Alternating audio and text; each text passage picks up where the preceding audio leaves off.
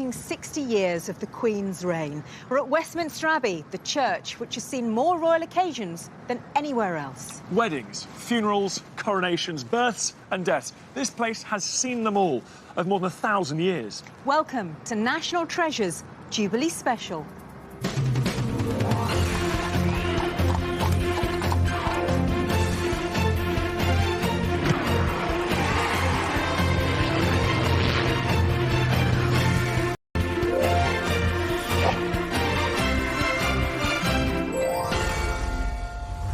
Welcome to Westminster Abbey, Royal Church, World Heritage Site and one of the most visited historic buildings in the UK.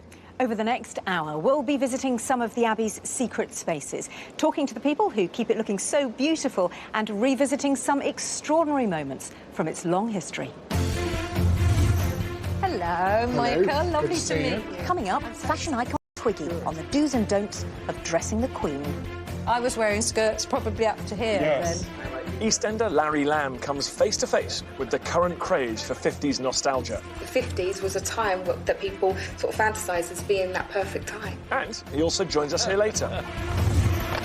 Lucy Worsley gets a bit regal as she retraces Queen Victoria's 1897 Diamond Jubilee procession. And Michael Douglas from The One Show joins me on a royal road trip in search of the origins of our monarchy. You would sit on here and I would go, oh, by the power of Almighty God, I will pretend to put a crown on me. I'll hold on to the rings. I give up. Put a crown on me. Come on. I don't know why I bother. It's fair to say, though, that this place lends itself to superlatives, and that goes for the fabric of the building, not just its incredible history. Most of the Abbey dates back to 1245, when Henry III rebuilt it in grand Gothic style. He was mainly showing off to the French, so of course he made sure that this was as high as possible. In fact, it's still the highest church in England. All of which means from up here in the Triforium, one of the few spaces in the Abbey not currently open to the public, I get a glimpse of what was once called the best view in Europe. Well, I tell you, it's not too bad from down here either, Dan. Of course, this year we're celebrating 60 years of the Queen's reign. She became Queen in February 1952 when her father died, but her coronation didn't take place until almost 18 months later on the 2nd of June 1953. The ceremony was held here, like all royal coronations, and the Abbey was closed from the beginning of that year for the elaborate preparations. Normally, the Abbey can seat around 2,000 people, but they wanted enough space for 8,000. Tons of steel and wood were brought in to build. By the morning of June the 2nd, everything was ready. Everyone taking part had rehearsed. The event would go flawlessly.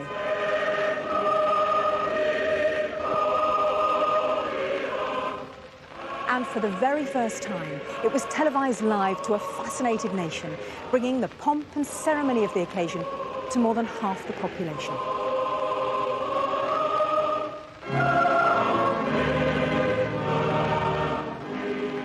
Well, two people who were in the Abbey on that very day are here to share some of their memories today. David Bainbridge and David Overton were part of the 350-strong choir who sang during the ceremony. Welcome, gentlemen. Thank you very much for coming back, because, of course, you were young boys when you first sang here, weren't you? How old are you? I was just 12. 12 years old. Yep. And I was only 10. Oh, gosh, happy memories, though, I imagine. It is amazing. How did you first get involved?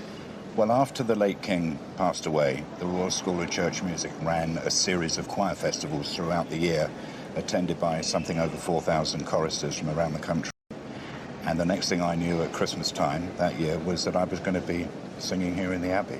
And you had a lot of rehearsals away from home, spent a month away from home. Yes, we did. We were told that we would spend a month at Addington Palace near Croydon.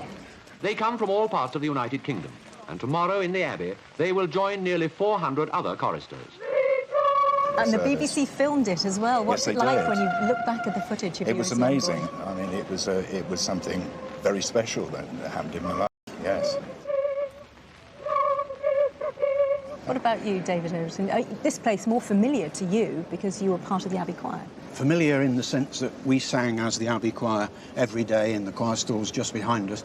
But, of course, for the coronation, the whole Abbey had been transformed into a different place. Were you aware of the significance of the day? No.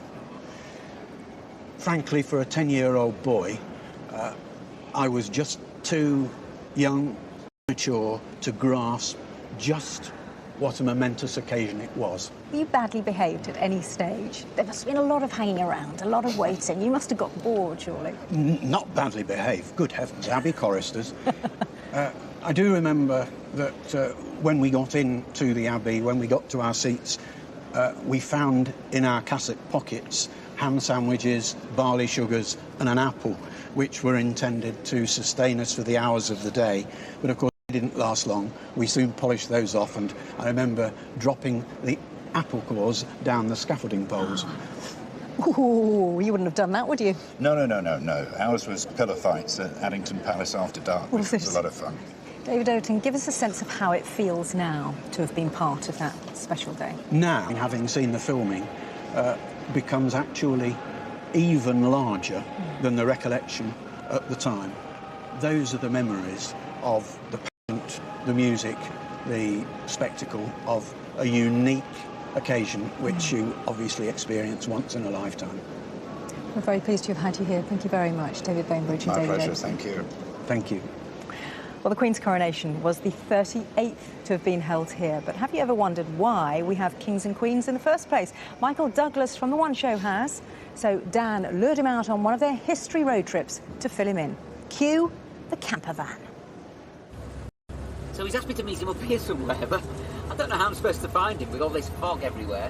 I'm just glad I'm in a van this time, because, as ever, he's got me to meet him at the top of a hill. I mean, what is it with down snow and hills? Yeah, please, look at him up there. Look at him up there.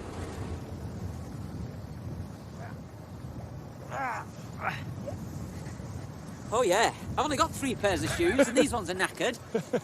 How you doing, buddy? I'm all right, thanks. You all right? Yeah, good. So why am I here? Why have you brought me up here? Because, you know, this story is all about royal history, Michael. Yeah, well, I've got a question for you about royal history. Why have we got a queen? That's a good question. To answer it, we've come to Edinburgh, which is one of the most important centres of royal power in Britain. For hundreds of years, our Queen's ancestors used to rule Scotland from that castle over there. And it's still important, not least, because it's got the Stone of Destiny. The stone of... Has it got a sword sticking out of it or something? Different stone. Yeah? Right, let's go and see the Stone of Destiny then.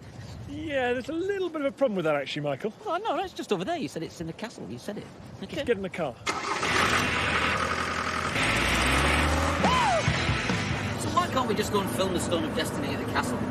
Because the Stone of Destiny is such an important national treasure. It's so precious that people like us just can't come in and just film it at random. Even Dan Snow can just go, oh, I'm going to film that. Well, understandably, they needed a bit more time to kind of arrange it. Dan No, that's what we call you. To be honest, it's okay, because we're going to a place that's just as interesting, just as important. Because like the stone, the place we're going to is about the extraordinary tradition that this country has of monarchy.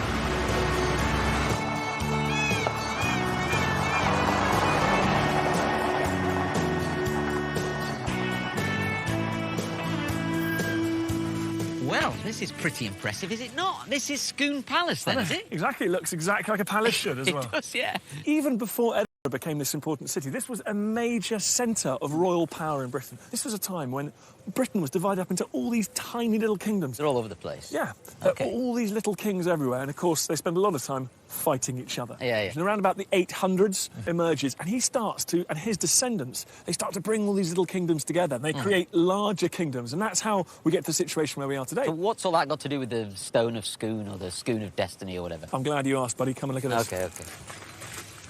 So it's here, is it? No, it's there. That is the Stone of Scone. Well, they've left it outside. Yeah. It's not very good, is it? Well, it's a replica. Oh, so you brought me to a fake stone? Well, yes, but it's what it represents, Michael. This hillock here is where the ancient kings of Scotland were crowned. This is where they came to, and they sat on the Stone of Scone and had the crown placed on their heads. Shift up, let's have a sit.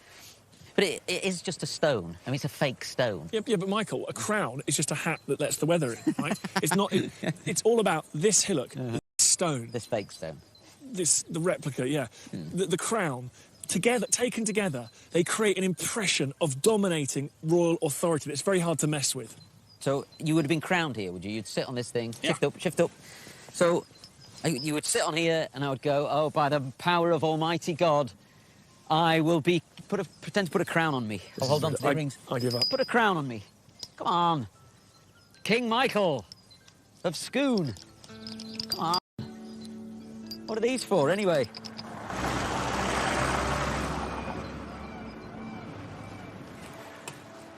So I get all that, you know, that there was lots of kings and one thing or another, but how do we get to a point where there is just one that governs the whole of Great Britain or whatever? Centuries of warfare.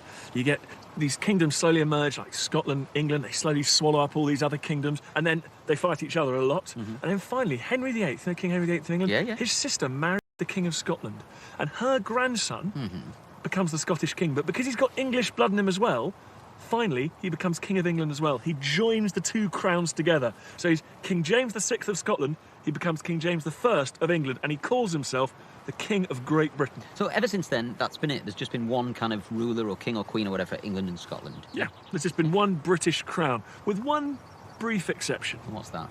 I'll tell you about it when we get back on the road. Yeah? Yeah. Can I watch Braveheart in the truck? Braveheart is total nonsense. All right, then what about Rob Roy? He didn't get to watch Braveheart, by the way. I wasn't having it. But despite my best efforts, Michael was a little underwhelmed by the replica Stone of Destiny.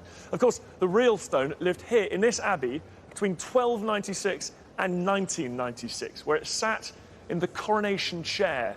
It's now back in Scotland, although it will return here next time we crown a new king or queen. But the chair, just as significant in terms of royal ritual, is still here. At the moment, it's tucked away behind glass in a conservation booth, but you can still get a good look at it. Staggeringly, it's more than 700 years old. It's older than the crown jewels, and it's been used in the coronation of every English and British monarch since 1399. Just think about that. Henry VIII, Queen Victoria, and our own Queen, separated by centuries, but they all sat in that chair to receive the crown. But it hasn't had an easy life, and it's covered in scars. Early last century, the suffragettes hung a bomb on it and blew off one of the posts from the top. In the Victorian period, conservators did a slightly ill-advised changing room style makeover and covered it in thick brown varnish.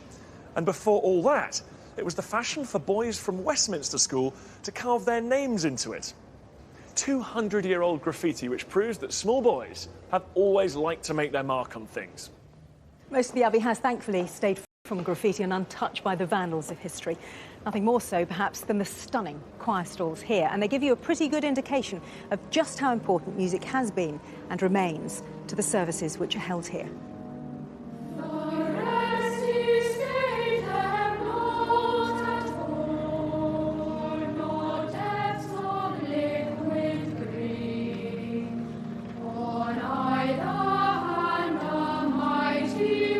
Because of the height of the Abbey, which Dan mentioned earlier, there are particularly beautiful acoustics. And over the years, composers such as Handel and Elgar have written music just to be performed here.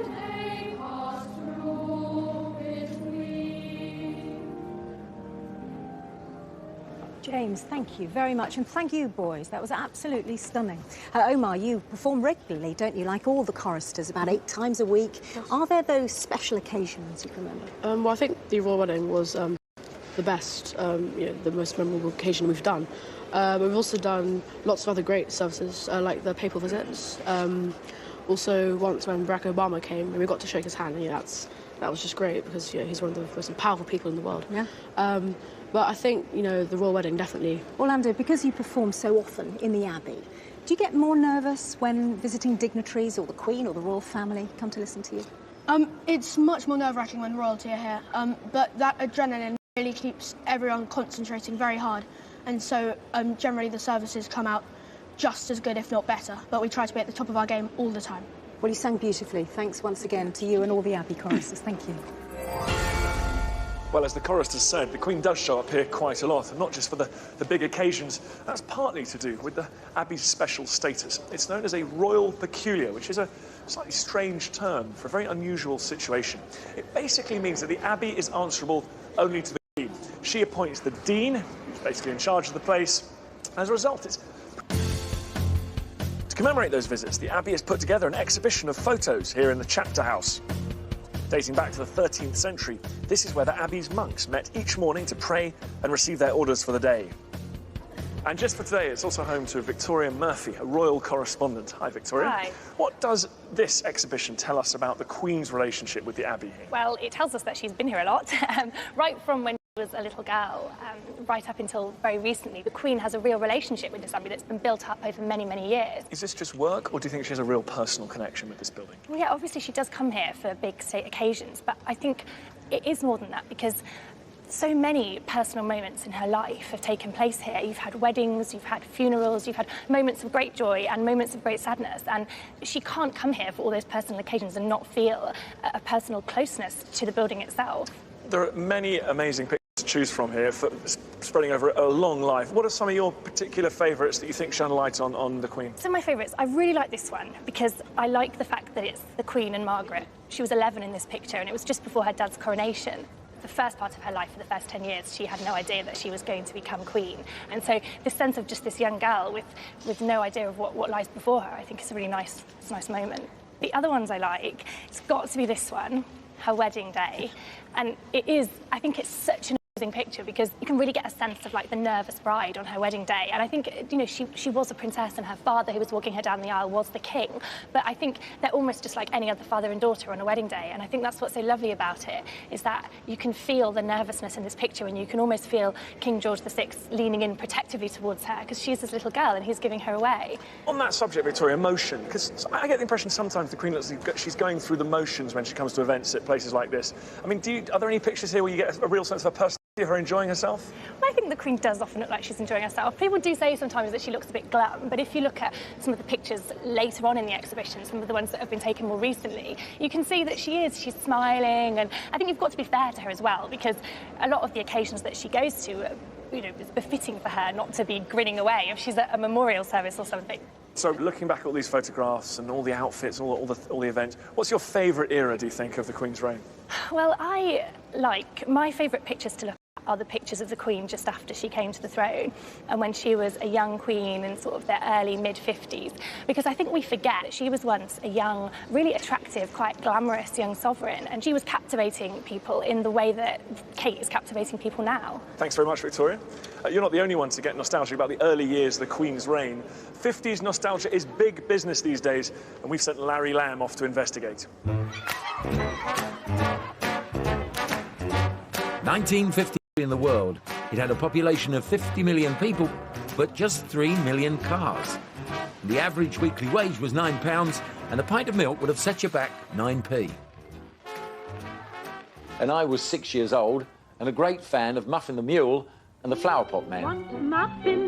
Muffin the Mule. 60 years have passed since then, but still some people today are obsessed with the spirit of the good old days. Polka dot milk jugs, all sorts of kitsch, or the make-do men attitude of 50s Britain. People look back on it with nostalgic affection. When I think of 50s Britain, I think of Churchill and the invasion of rock and roll. But there is one particular day that sticks out in my mind.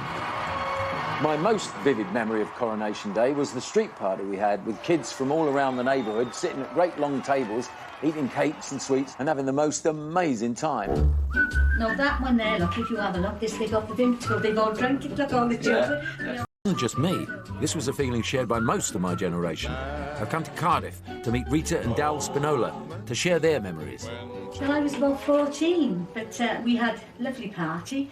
We had jelly and blancmange, we had carnation milk, paste sandwiches, not ham. Paste sandwiches, yes. Lovely Shipham's paste sandwiches. Yeah. You see cakes today with little coloured speckles thrown all over them. At the coronation, that was the first time I ever seen them over a trifle. Really? Yeah. And they're races, yeah, and along there's the street. the men's races there, yes, running down the street.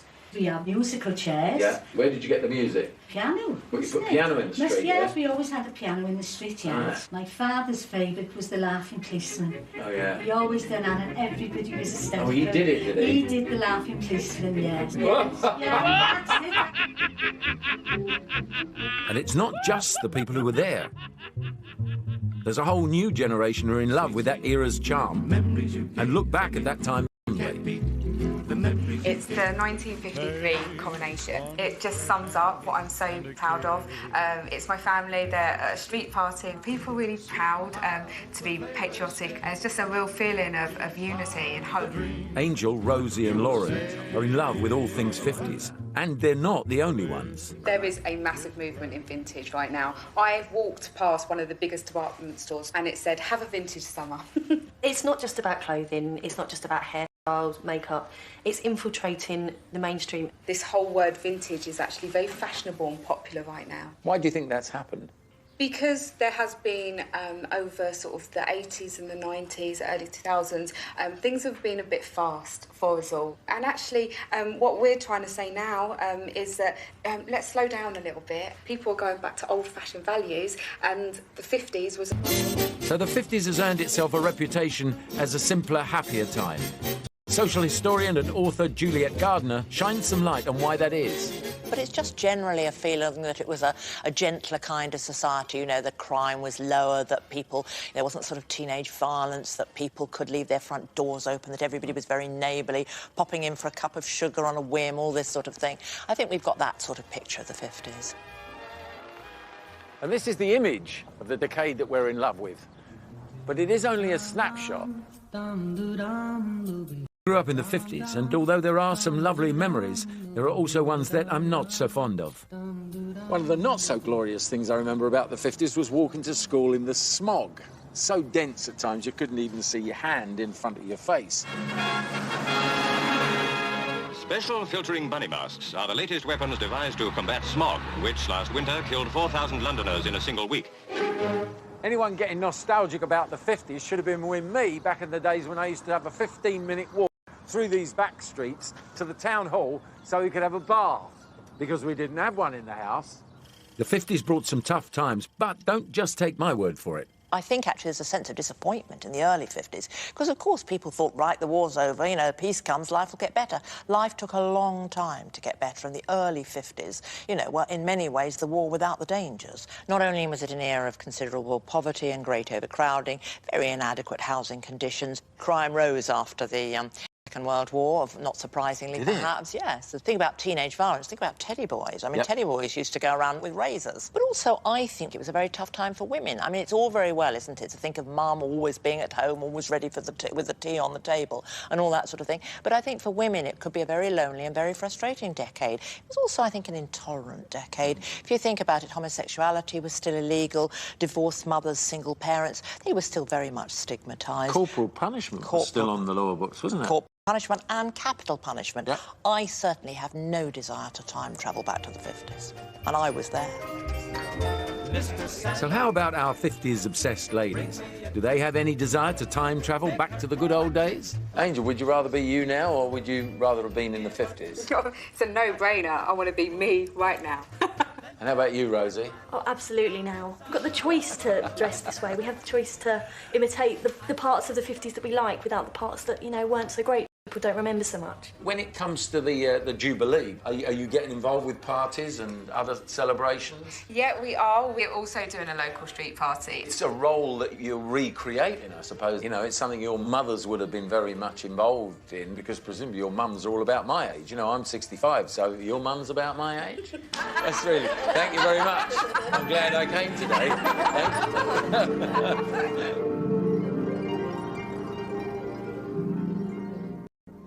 Wow, they're a bit cheeky, but you were won over by those girls in the end, weren't you, Larry? I was. Them and the cakes. They were the cakes, that's what did it. They were quite a bunch, those ones. Were you surprised at the 50s revival that you saw? I was deeply shocked, I think, really. I mean, having lived through it, I can't quite figure out what they get so excited about, but, you know, it was all...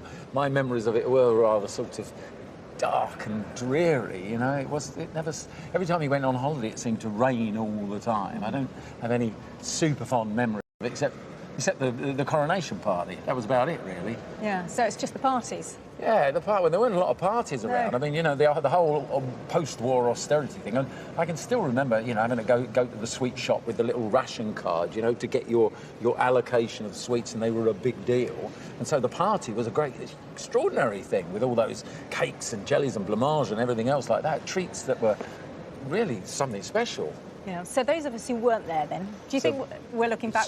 Those of us that were there then. We are, though, aren't we? It is a bit rose-tinted looking back at the 50s. I think it's all a bit rose-tinted myself, you know. I mean, it's easy. It's that kind of... I mean, I'm one for, you know, kicking out the kitchen, you know, and they're in fact, they're in the kitchen getting the kitchen, you know. But it's a different sort of mindset. It's easy to get... You get these people that are sort of really into Victorian era stuff, but... I'm certainly post-50s myself, although, you know, nice to see people enjoying themselves. Yeah, and they were choosing the bits. They wouldn't go back. They're choosing that the was bits the they thing, like you from know, the when 50s. they posed that question to them, you know, giving you a choice, where would you be? And they all very definitely went here and now, with the choice to do whatever we want, including looking fondly back at the 50s. Yeah. Thanks very much, Laurie. It's Thank lovely. you. Now, all through the programme, we're marking the Queen's reign, and it struck us she has a claim to be the most photographed and recognisable person in the world. So we asked the fashion icon and the first supermodel Twiggy to investigate how the Queen gets dressed for her public. I'm amazed by the Queen. For 60 years, she's maintained an image that somehow suited every era and every occasion. But it can't be easy being scrutinised every day. Over the years, I think I've been photographed almost as much, although I was wearing the latest fashions. The rules for the Queen must be very different when you might be visiting a hospital one moment or welcoming a world leader the next. I mean, where do you start when it comes to getting dressed? And can you be fashionable? To find out how the Queen's style was created, I need to go right back to the 1940s. Hello, Michael. Lovely to meet you. To the Queen, Norman Hartnell and Hardy Amis.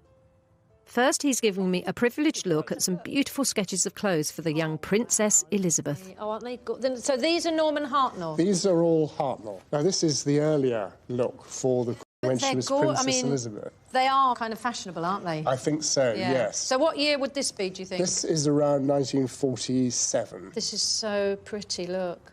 You know, it's so on trend and fashionable. Especially designed for HRH, the Princess Elizabeth. Yes. And So then did that mean nobody else got it? nobody else got it. They were all designed for her. And look at that. And this one, after she married, specially designed for HRH. That, I mean, it's gorgeous.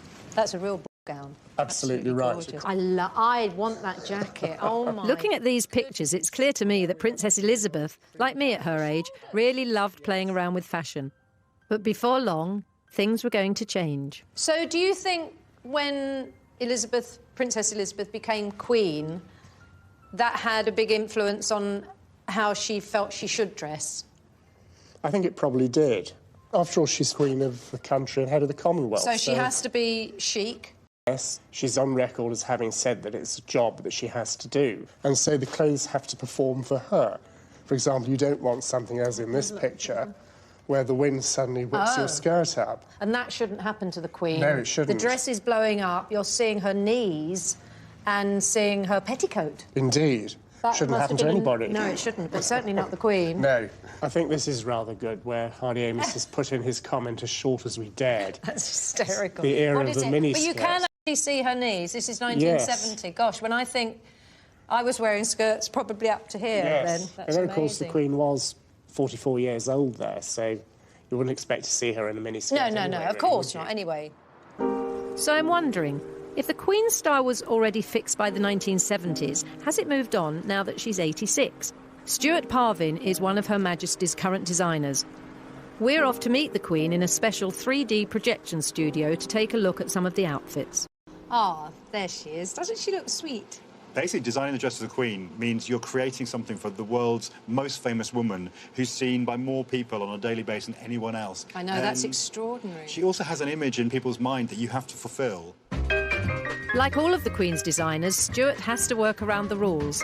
The Queen always wears a 2-inch heel, hemlines must be well below the knee, and she always carries a handbag.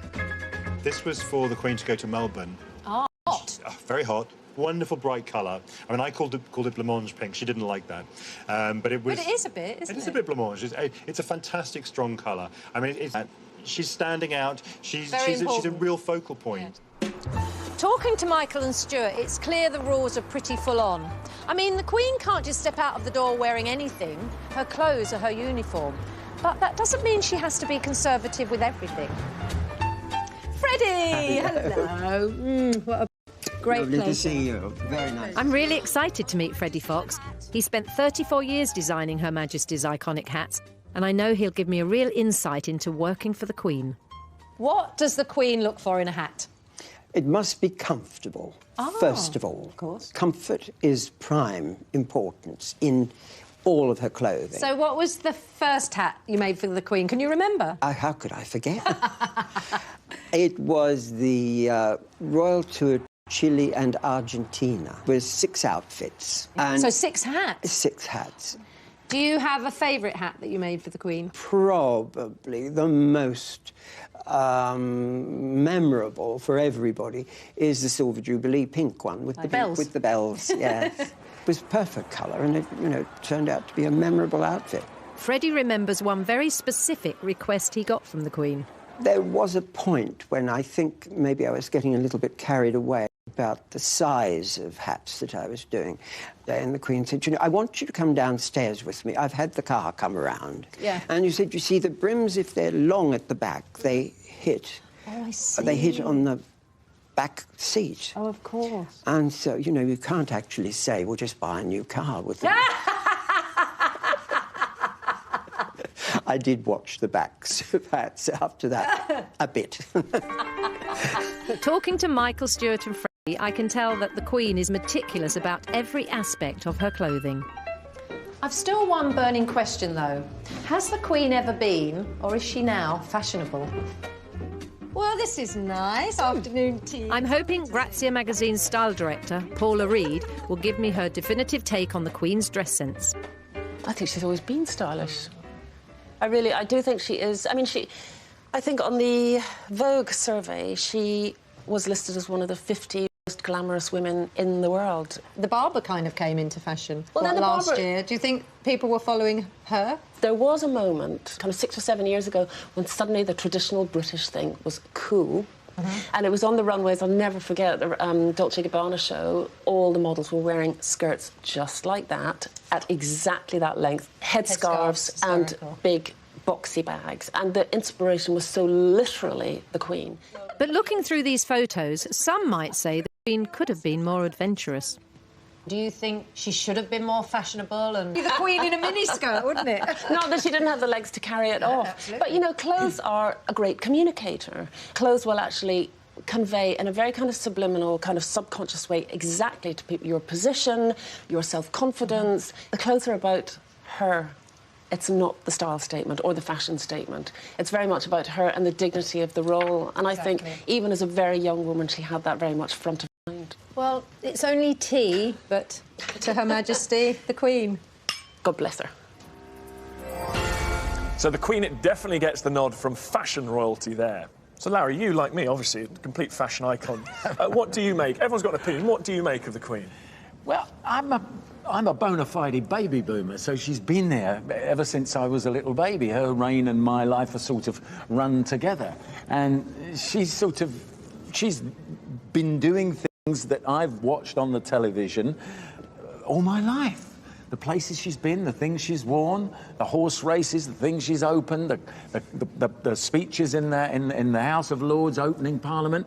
You know, all these things go on and on and on right through my life. So and it's what she sort of embodies and what she sums up. And, you know, I'm an amateur history buff, not like you, the full professional deal. But, you know, to be in a place like this in particular, you know, this is what she embodies. It's the history of this country. Well, it's a ringing endorsement here from Larry, and I'll tell you, he's more excited than I am to be in this incredible chapel here. I've got to hold him into position. Sian is back in the nave, and she is there recalling a very recent piece of royal history.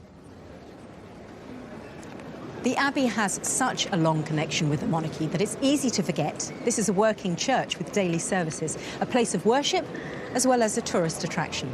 But it's still those big royal moments, like last year's wedding of the Duke and Duchess of Cambridge, which really bring the Abbey to the heart of our national life. It's thought that around 2 billion people watch the ceremony worldwide, with 25 million watching live in the UK. The building was rigged with cameras everywhere in order to capture every moment of the service. Well, almost every moment, because at the end of the ceremony, the newly married couple, their parents, Prince Harry and Pippa and James Middleton, disappeared from view for 10 minutes. They exited through one of the doors at the high altar to one of the few spaces in the Abbey not covered by the cameras. So, what's behind the door? Well, it's this. One of the most private and spiritually significant parts of the building, the shrine. This is the tomb of Edward the Confessor, the founder of the 11th century Abbey, and it's ringed by the tombs of the Plantagenet kings. Henry III, Edward I and Edward III, and Richard II. In all, there are 5 kings and 4 queens buried here. by the Dean of Westminster, the Very Reverend Dr. John Hall. And hello, Mr. Dean. Hello. Before we talk about the day itself, just give us a sense of why this place, the shrine, is so important. Well, the shrine of St Edward the Confessor, of course, he's one of the kings who was also a saint. King from 1042 to 1066. He rebuilt the abbey here. He built his palace of Westminster here, so the Houses of Parliament meeting what had been his palace, still a royal palace. He was the patron saint of England for many centuries, and other kings and queens wanted to be gathered around him. So it's a very important place. A very important place, and of course the place that the royal party came to for the signing of the registers. Just describe what went on that day. So there was, in front of the altar, there was a table with the registers. There are 3 registers. There's a certificate, obviously, that has to be signed as well. So they signed themselves, and other members of the royal family signed too, their witnesses. And then, in fact, the books went to Buckingham Palace afterwards for other members of the royal family to sign too. And once they'd all signed, I got them lined up over here and sent them off.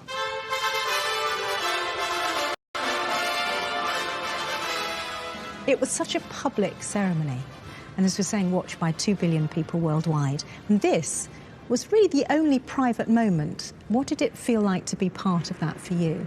Well, I think for me it was an extraordinary privilege and wonderful thing, as the whole day had been. I think for them it was just a moment apart, as it were, when they could reflect on what they'd just done and also be congratulated in the way that just as a family would normally at that particular moment, a moment of relaxation. What was the mood like?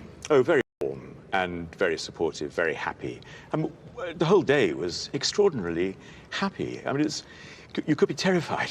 I felt I could be terrified about the thought of all these people around the world. Well, I wasn't conscious of them at all. And the atmosphere in the church here was tremendously warm and supportive and happy. Thanks very much. Thank you. Well, William and Catherine are going to be our future king and queen. And last year's wedding was a piece of history we could all share in, although perhaps not as intimately as the Dean of Westminster. Their popularity has boosted support in the monarchy, but royals haven't always been so popular.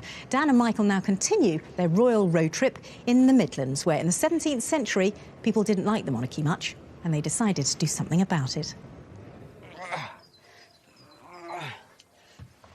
So that thing you said in Scotland, there was James VI of Scotland, he became James I of Great Britain, and we had a king or queen ever since, apart from this one exception. What was that exception? Well, you're right. I mean, there was an exception, which is actually just when they'd managed to unite the monarchy. You got one king of the whole of Great Britain. James's son, Charles I, comes along. He made himself so unpopular that people chopped his head off. They chopped his head off? Yeah, they chopped his head off. Executed him. It's a bit extreme, isn't it? So he must have been absolutely... Out of nearly everybody. He alienated everyone. And he was absolutely convinced he'd been put on the earth by God in order to rule. He had a divine right to rule. And that really put him at loggerheads with Parliament, who were saying, no, we have a right to rule as well, because that was a transitional period. And the politicians and the king were kind of jostling for power as to who really controlled the country. There was a massive civil war broke out, armies marching to and fro. The population was much smaller back then, so historians think it was the bloodiest war relative to population in the history of Britain. Wow! And you've got one side on Parliament and then the other side supporting the king, or is that too simple? No, that's about right, yeah. And there's evidence of this war right across the country. Look at this, Michael. Look at this. It's a field. It's exactly what I thought it would be. A big green field. It is a stage on which our history was written. This is one of my favourite battlefields. You get a great sense of it. Basically, one side are up here on the high ground, the valley in between, the other side on the high ground up there. It looks like a battlefield should do. Who's up here? Over there is King Charles and the royalists. This is all the king's horses and all the king's men are up there, are they? They are. Yeah? Unfortunately, on this ridge here... Humpty Dumpty's over here, is he? On this ridge here is King Charles's nemesis, one of the greatest cavalry commanders this nation has ever produced, a man called Oliver Cromwell. This is the point of no return for Charles. His army is completely annihilated right here on this spot. This is the moment when Parliament, if you like, the people stand up to a bad king and say, no longer can you treat us like this. He's captured here then, is he, and then taken back to London? Actually, he's not captured here. He just about manages to escape, but he loses his treasury and all sorts of things, but he just manages to escape. But I'll tell you about what happens next over a pint. Coming back here, is it? Yeah, that's Charles I. Correct. That's how he wanted to be remembered, in his armour, looking regal, God's representative on earth, everyone doing what he tells them. But eventually, they put him on trial and they executed him. Did they cut it with an axe or a guillotine? They would have used an axe. I was thinking, like a saw would be better, like sawing it off. So, Charles is dead, he's gone. So who's leading the country now, then? Who's the, the Prime Minister or whatever? The guy that defeated Charles at the Battle of Naseby, Oliver Cromwell. And he basically becomes a dictator of Britain and Ireland, a military dictator. Right? People were happy, people were glad there was a bit of stability and the war had stopped. When he died, there was a big vacuum of power, all sort of trouble broke out, and everyone was like, oh no, we don't want to return to the chaos. So they invited Charles I's son, Charles II, come over and be king again. So the monarchy was restored. But I think the best thing, really, that could have happened to the monarchy in some ways is Charles I getting his head chopped off. Because it meant that all the future monarchs, when they did get a big fight with Parliament about who had more power, they just thought, hang on, I'm going to back off a bit here, because my ancestor got his head chopped off. And Cromwell, did he get his head chopped off? No, Cromwell died in his bed, surrounded by his family. That's quite a nice happy ending for him then, isn't it? Not entirely. Yes, not exactly. Because to the story, Cromwell was buried here in the Lady Chapel. That's the Tudor addition to the Abbey. Now, it's always seemed a bit strange to me that someone who stood for overturning the status quo and rejecting the trappings of royalty was quite so keen to be buried here, right next to the graves of Henry VII, Elizabeth I and Mary, Queen of Scots.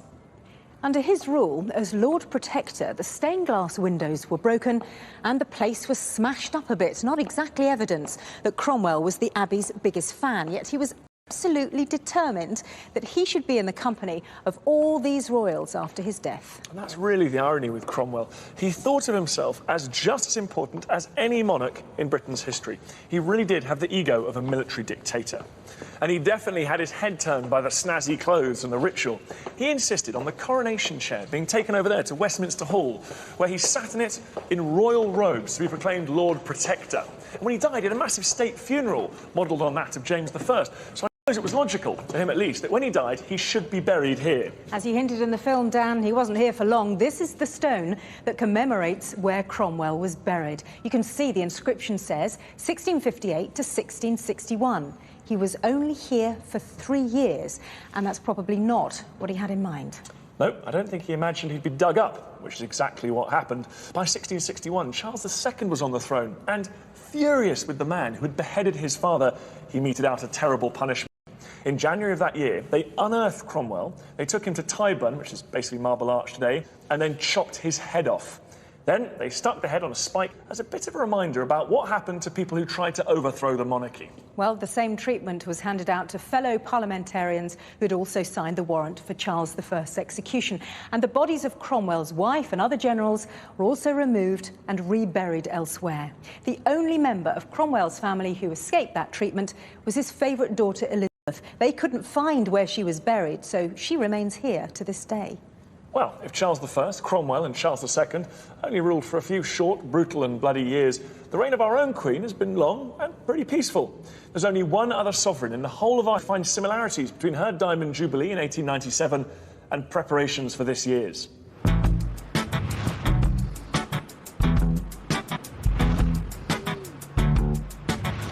It all sounds a bit familiar, doesn't it? But those headlines aren't from 2012, they're from 1897.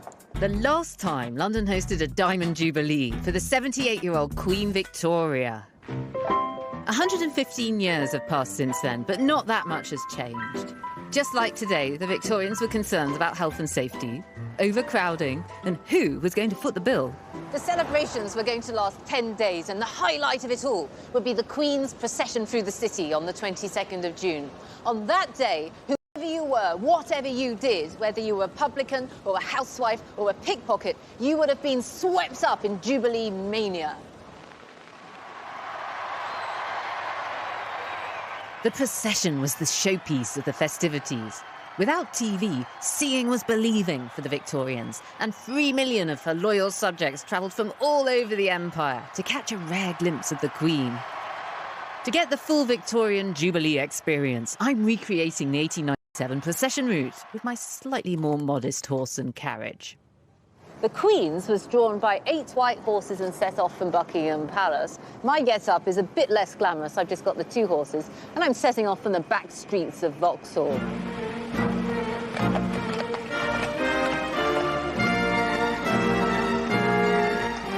The route covered 6 miles of the city, passing all the famous landmarks.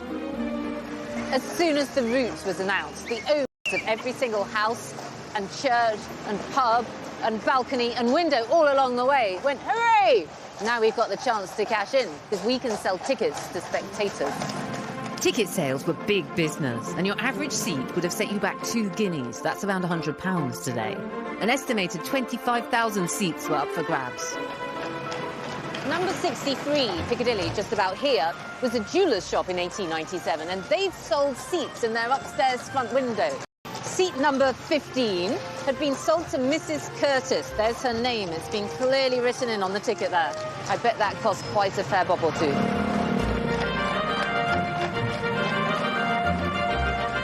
The best seats of all were at St. Paul's Cathedral, because here the Queen's carriage stopped for an open-air service. It was said that some of these went for up to £8,000. That's around £450,000 today. Makes your Olympic tickets look like a bit of a bargain. Victoria even ventured south of the river, a first for a royal procession. The church of St. George the Martyr in South London had a prime position on the route and took full of... It would have been perfect. The church made £2,000 from tickets, and the current Reverend, Father Ray, shows me how they splashed the cash. Blimey, look at your ceiling. Great, isn't it? So this is what they spent the cash on? This is what they spent the profits of their stand on? Certainly a lot of the cash they must have spent on this, and it would have been extremely expensive. It's so of its time. It's absolutely 1897. It must have been strikingly contemporary. Yes. Well, I congratulate the entrepreneurial spirit of your predecessor who thought we can make some money here out of this Jubilee. Yeah, indeed. Really, I wish we could do it this year. Selling tickets wasn't the only way to profiteer from the Jubilee. Any item that could incorporate a picture of Queen Victoria was turned into a souvenir. At Kensington Palace, the curator Alexandra Kim has been busy sourcing Jubilee memorabilia. Today, I guess the classic Jubilee purchase is going to be a tea towel for £2.50. But the Victorians went way beyond that, didn't they? They had way more stuff.